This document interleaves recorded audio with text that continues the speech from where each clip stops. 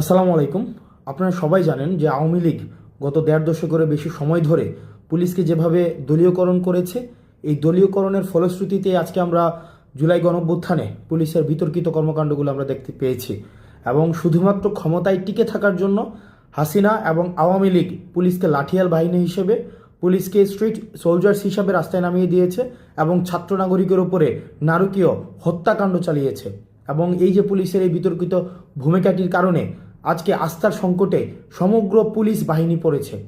এবং আপনারা আরও জানেন যে গুটি কয়েক ছাত্রলীগের যে ক্যাডারদেরকে আওয়ামী লীগ নিয়োগ দিয়েছিল পুলিশে, সেই সব ছাত্রলীগের গুটি কয়েক পুলিশ সদস্যের ব্যক্তিস্বার্থের কারণে সমগ্র পুলিশ বাহিনী কিন্তু এই আওয়ামী লীগের দলদাস হিসেবে গত দীর্ঘ দেড় দশকের বেশি সময় ধরে আওয়ামী নির্যাতন, নিপীড়ন, গুম, খুন, হত্যার সাথে জড়িত হতে বাধ্য হয়েছে।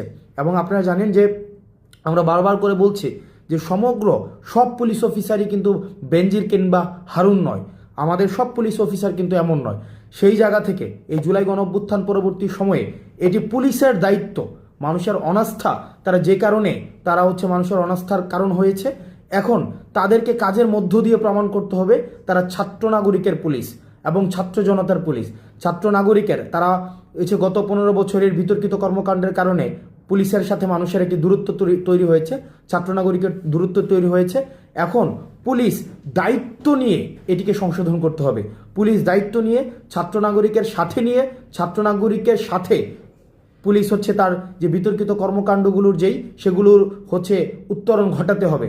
সেজন্য পুলিশ যে কাজটি করতে হবে সেটি মানুষের আস্থা অর্জনের জন্য পুলিশের মধ্যে যে মেন্টালিটি তৈরি হয়েছে। আজকে আমরা দেখেছি বেনজিরকে বক্তব্য দিয়েছে যে 90% পুলিশ আওয়ামী লীগের পুলিশ।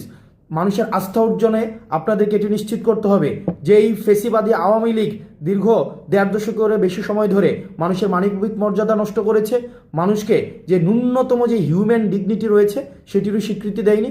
সেই জায়গা থেকে আপনারা এটি নিশ্চিত করতে হবে যে আওয়ামী লীগ যে ধরনের বিচার বহির্ভূত হত্যাকাণ্ড আপনাদেরকে সাথে জড়িয়ে সেখানে আওয়ামী লীগ প্রতিষ্ঠিত করেছে, সেই জায়গায় আপনারা আওয়ামী লীগের বিচার প্রক্রিয়াতে আওয়ামী লীগকে গ্রেফতার করার মধ্য দিয়ে এবং আওয়ামী লীগকে প্রতিহত করার মধ্য দিয়ে আওয়ামী লীগকে আপনারা যদি গ্রেফতার করেন, আওয়ামী লীগের যেই আইন বহির্ভূত বিধি বহির্ভূত যে ধরনের কার্যক্রমগুলো রয়েছে সেই কার্যক্রমগুলোতে আপনারা ছাত্র নাগরিকের সাথে নিয়ে আপনারা আইন শৃঙ্খলা পরিস্থিতি স্বাভাবিক করার ক্ষেত্রে আপনারা দৃশ্যমান ভূমিকা রাখেন, তাহলেই ছাত্র নাগরিকের যেই আস্থাটি রয়েছে সেই আস্থাটি ফিরে আসবে। আমরা আবারও বলছি, আমরা পুলিশকে প্রতিহিংসার কোনো প্রতীক বানাতে চাই না।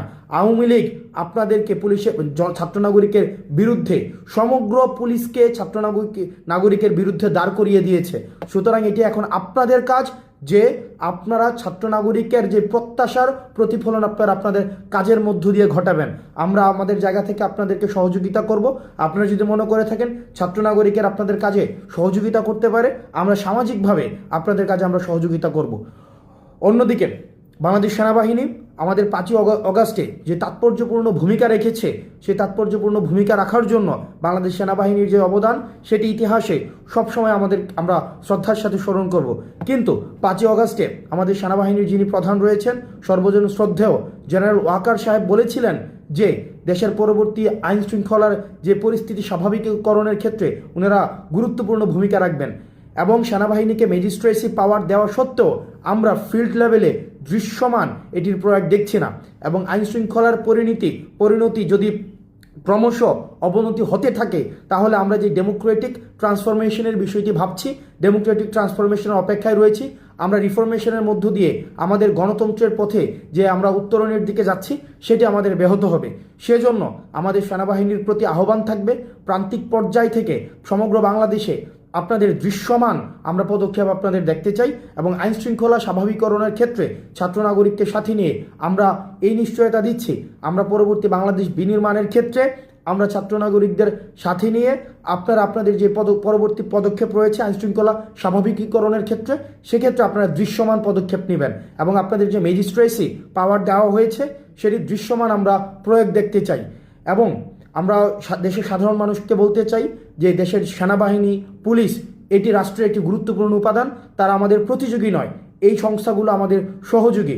এবং বিদেশি ইন্ধনে বিদেশ থেকে বা আমাদের পার্শ্ববর্তী যে দেশগুলো রয়েছে সবসময় চাইবে এই প্রতিষ্ঠানগুলো যদি দুর্বল হিসেবে প্রমাণিত করা যায়, তাহলেই আমাদের বাংলাদেশের বা আমাদের এই যে ভূখণ্ডের দখলদারিত্বের ক্ষেত্রে, আমাদের পূর্ণাঙ্গ দখলের ক্ষেত্রে আমাদের যে পার্শ্ববর্তী দেশের যেই প্রভাব তত বেশি বিস্তার করতে পারবে।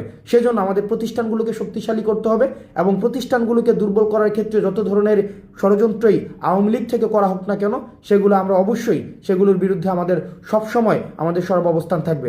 বাংলাদেশ সেনাবাহিনী এবং পুলিশের প্রতি আহ্বান থাকবে, যে আওয়ামী লীগীকরণ করা হয়েছে, দলীয়করণ করা হয়েছে, সেই জায়গা থেকে আপনারা সেই জায়গার মনস্তাত্ত্বিক উত্তরণ আপনাদেরকে ঘটাতে হবে এবং এটি আপনাদের মনস্তাত্ত্বিকভাবে এটিকে আপনাদেরকে এই জিনিসটিকে আপনাকে অ্যাকনোলেজ করতে হবে যে আমরা ফেসিবাদ উত্তর বাংলাদেশে আমরা বসবাস করছি এবং এই পোস্ট যে এই রেজিম সিচুয়েশনে আপনাদেরকে ছাত্র নাগরিককে সাথে নিয়েই পরবর্তী বাংলাদেশ বিনির্মাণ করতে হবে। আমরা আপনাদেরকে সহযোগিতা করতে চাই। আমরা চাই বাংলাদেশ স্থিতিশীল হোক। আমরা চাই আমাদের বাংলাদেশের প্রত্যেকটি মানুষ সাম্য, মানবিক মর্যাদা এবং সুবিচারের সাথে বাংলাদেশে বেঁচে থাকুক। আসসালামু আলাইকুম।